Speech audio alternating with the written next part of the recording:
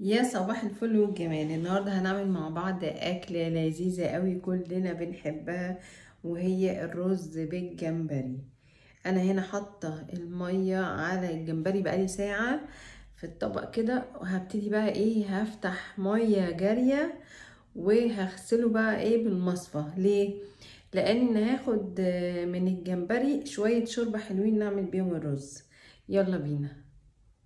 اهم حاجة في كل وصفة هو الغسيل، انك بتغسلي الحاجة كويس جدا جدا. البهارات سهلة، ان انتي تسوي الحاجة سهل، لكن الغسيل ده اهم حاجة في الاكلة بتاعتي. وخصوصا بقى لما بيكون حاجة جاية من البحر، فلازم تتغسل حلو قوي. هغسل الجمبري اهو مية جارية لغاية ما اشوف ان الميه اللي بتنزل تحت الطبق دي ميه صافيه خالص. هقعد اغسل فيه بقى. وهنا معايا فلفلايه خضراء وبصلايه وفصين توم وطماطمايه هنضربهم في الخلاط. هنا احط نقطه زيت بقى. تمام. واروح نازله بالخليط بتاعي.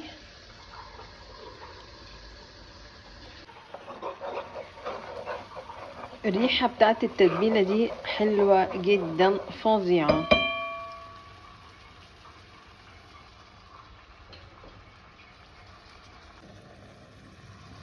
هنزل بعد كده بالجمبري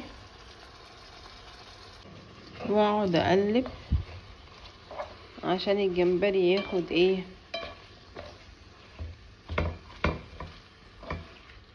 بعد ما اقلبه كده هحط كوبايتين ميه، كوبايه لتسويه الجمبري والكوبايه التانية علشان الرز.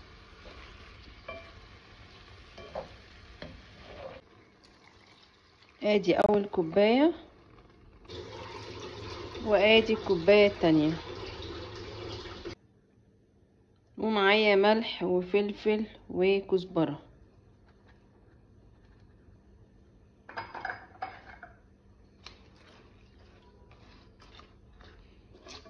لما الجمبري بقى يستوي هصفي ميته علشان نحطها على الرز. ادي الجمبري خلص اهو. تمام. هشيله بقى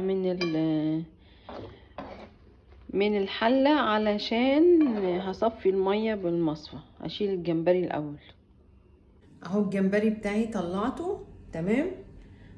وادي المية بتاعته اهي. هبتدي اصفيها في المصفى. بعد ما صفيتها بالمصفى ادي دي الشوربة، هنبتدي نعمل معاها كوباية رز.